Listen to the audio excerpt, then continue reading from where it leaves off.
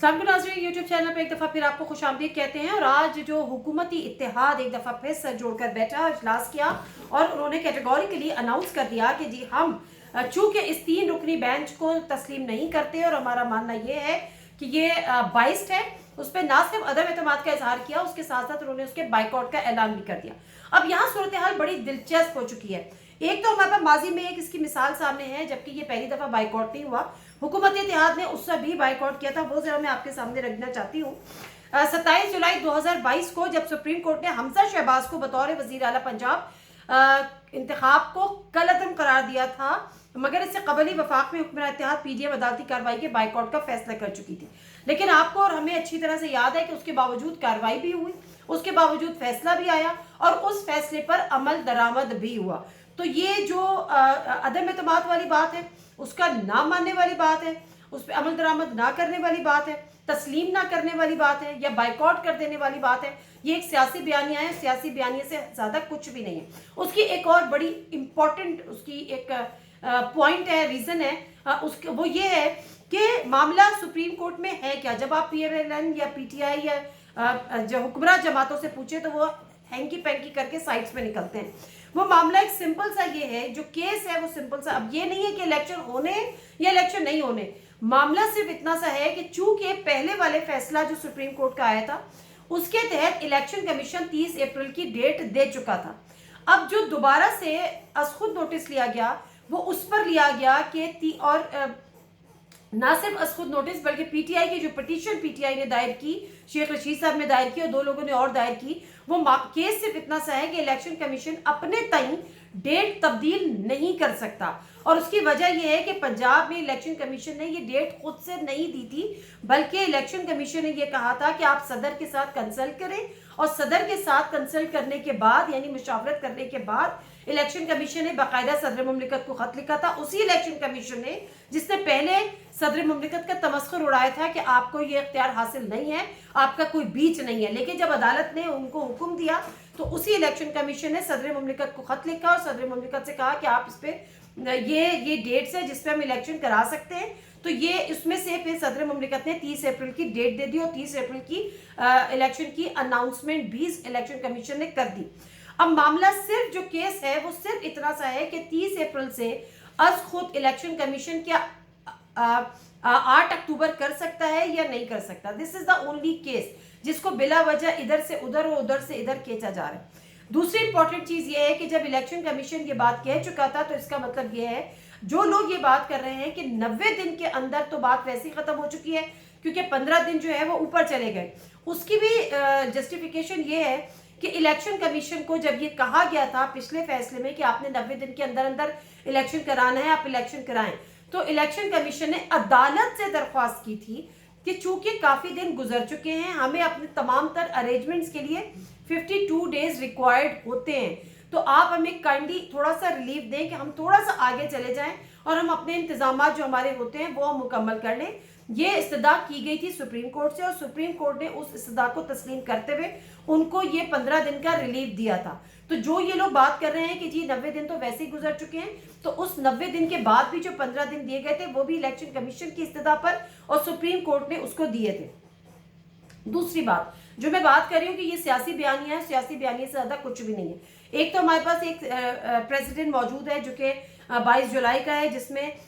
Supreme court ने अहकामात भी दिए, अमल दरामद भी हो गया। दूसरी जो इम्पोर्टेंट बात यह है वो ये है कि हुकूमत वक्त का, चाहे वो हुक्मरान पूरा इत्तेहाद हो, चाहे PMLN हो, चाहे पीपल्स पार्टी हो या दीगर JUI जैसी दीगर जमातें हो, उनका इस पे स्टेक तो हो सकता है लेकिन वो इस केस में फरीक नहीं है, क्योंकि ये मामला कोई अदालती सियासी जमातें लेकर नहीं गई हैं, ये हुकूमती मामला नहीं है। ये फरीक जो है वो है इस वक्त इलेक्शन कमीशन और इस वक्त जो है वो सिर्फ और सिर्फ इलेक्शन कमीशन। तो ये जो भी हुक्म देना है, जो भी बात करनी है, this is between supreme court and election commission of Pakistan. तो इसमें सियासी जमातों का कुछ लेना देना नहीं है। हाँ, अलबत्ता जो अटॉर्नी जनरल जो कि हुकूमत को रिप्रेजेंट कर रहे होते हैं, जब उनसे ये सवाल पूछा गया अदालत के अंदर, जब उन्होंने ये इस्तदा की कि जी आप फुल कोर्ट बना दें, तो इसी बेंच ने ये सवाल किया, चीफ जस्टिस उमर अता बंदियाल साहब ने सवाल किया कि क्या आप इस बेंच पे मिसट्रस्ट कर रहे हैं, تو انہوں نے کہا کہ نہیں جی ہم اس میں مسٹرسٹ نہیں کر رہے. اب یہ اس لیے میں یہ بات کر رہی ہوں کہ یہ سیاسی بیانیے سے زیادہ کچھ نہیں ہے کہ جب اٹارنی جنرل جو کہ گورنمنٹ کو ریپرزینٹ کر رہے ہیں اور حال ہی میں ہم نے دیکھا کہ اس کو تبدیل بھی ہوئے, پہلے والے نے ریزائن کیا پھر دوسرے آئے, وہ عدالت کے اندر بات یہ کر رہے ہیں کہ ہمیں اس بینچ پہ مسٹرسٹ نہیں ہے. اس کا مطلب یہ ہے کہ وہ اس بینچ پہ ٹرسٹ کرتے ہیں. لیکن دوسری طرف یہ حکومت جو ہے اور حکومت وقت جو ہے, جو حکمراں اتحاد جو ہے, وہ مکمل طور پر ایک سیاسی بیانیہ بنا رہے ہیں اور وہ سیاسی بیانیہ یہ ہے کہ ہم نے اس کا بائیکاٹ کر دینا. چلیں اب اس کو فی الوقت تسلیم بھی کر لیتے ہیں, کیونکہ اور تسلیم ویسے کیا نہیں جا سکتا لیکن پھر بھی آپ کر لیں. کیوں نہیں کیا جا سکتا؟ وہ اس لیے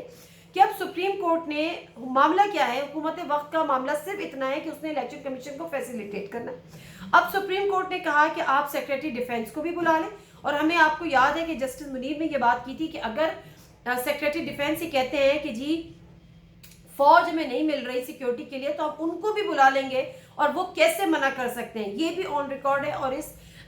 کیس کا اور اس ججمنٹ کا یہ بھی ایک حصہ ہے. اب صورتحال دلچسپ اس لیے ہو گئی ہے کہ جو منڈے کو جو اس کی سماعت ہوگی اس میں سیکریٹری ڈیفینس کو بھی کال کر لیا گیا ہے اور سیکریٹری فائننس کو بھی کال کر لیا گیا ہے. اب ان سے پوچھا جائے گا کہ جی آپ کس حیثیت سے اور کس طریقے سے اور کس نقطے پہ بیٹھ کے آپ یہ فیصلہ کر سکتے ہیں کہ جی آپ نے الیکشن کمیشن کو فیسیلیٹیٹ نہیں کرنا. جب الیکشن کمیشن نے, کیونکہ الیکشن کمیشن ایک بااختیار ادارہ ہے, اس نے جب الیکشن کرانے ہیں اور جب حکومتی نہیں بلکہ اب تو عدالتی حکم کے نتیجے میں اس نے الیکشن کرانے, تو پھر آپ کیسے اس کو فیسیلیٹیٹ نہیں کر سکتے؟ اور اگر آپ فیسیلیٹیٹ نہیں کریں گے, اب معاملہ سارا یہ آتا ہے کہ سیکریٹری ڈیفینس عدالت میں جا کے کیا اپنا موقف اختیار کریں گے, اور اس کے ساتھ جو سیکریٹری فائننس ہیں وہ کیا موقف اختیار کریں گے. اگر آپ یہ کہتے ہیں کہ صورتحال ایسی ہے کہ ہم دہشت گردی کے حالات ہیں اور ملک میں امن نہیں ہے, تو پھر سوال یہ ہے کہ آپ پی ایس ایل کے میچز کیسے کرا رہے ہیں.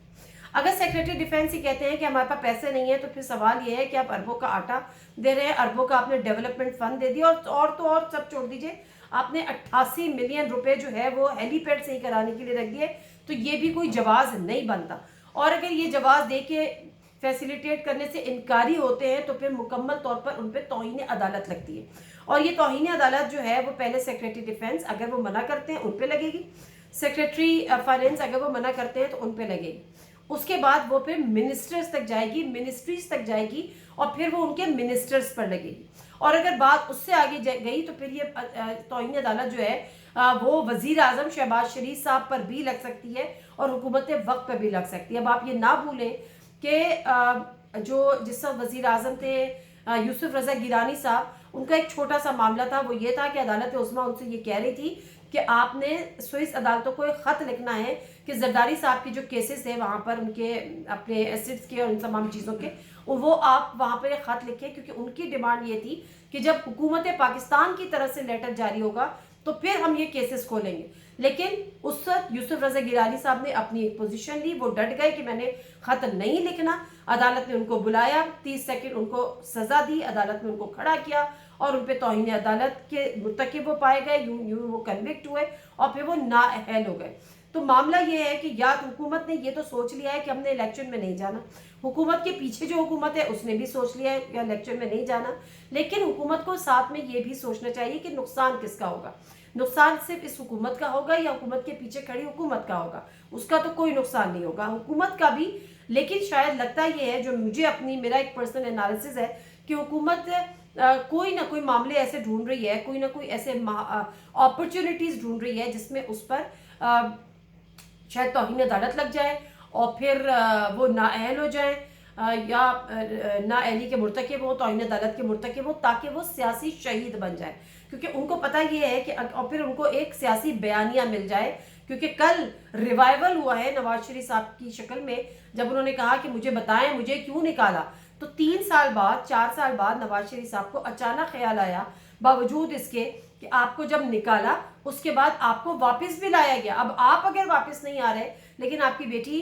کو مکمل تمام کیسز سے ریلیف مل چکا ہے, وہ الیکشن لڑنے کے لیے بھی تیار ہے, کاغذات نامزدگی بھی جمع کرا چکی ہیں اور اپنی پوری کی پوری پولیٹیکل کیمپین بھی کر رہی ہیں, بقول ان کی کہ وہ الیکشن کیمپین کر رہی ہیں. پھر آپ کے اپنے بھائی جو کہ پی ایم ایل این جس کے آپ تا حیات قائد ہیں, وہ اس کے صدر ہیں اور وہ یہاں پر وزیر اعظم ہیں. ان کے ہوتے ہوئے اگر آپ یہ سوال کر رہے ہیں کہ مجھے کیوں نکالا, تو پھر آپ اپنے وزیر اعظم بھائی سے کہیے کہ وہ پتہ کر کے آپ کو بتائیں کہ آپ کو کیوں نکالا، اور آپ یہ جانتے ہیں کہ آپ کو کیوں نکالا، اور اگر اس وقت نکال دیا گیا تھا تو اب آپ کو واپس آنے میں تو کوئی میرا خیال ہے کسی قسم کی کوئی رکاوٹ درپیش ہے ہی نہیں۔ لیکن بہرحال معاملہ صرف یہ ہے کہ پی ایم ایل این اور ان کے اتحادی، ان کو یہ پتا ہے کہ اگر وہ الیکشن کے لیے عوام میں چلے گئے تو یہ ان کی سیاسی موت ہوگی، اس لیے سیاسی موت سے بہتر وہ اس موت کو شہادت میں تبدیل کرنا چاہ رہے ہیں کہ سیاسی موت سے بہتر ہے کہ سیاسی شہادت نصیب ہو جائے اور اس کے بعد ایک بیانیہ مل جائے اور پھر وہ عوام میں جائے اور پھر وہ کہے کہ مجھے کیوں نکالا۔ نادی میرے سے کوئی اجازت دیجیے، اللہ حافظ۔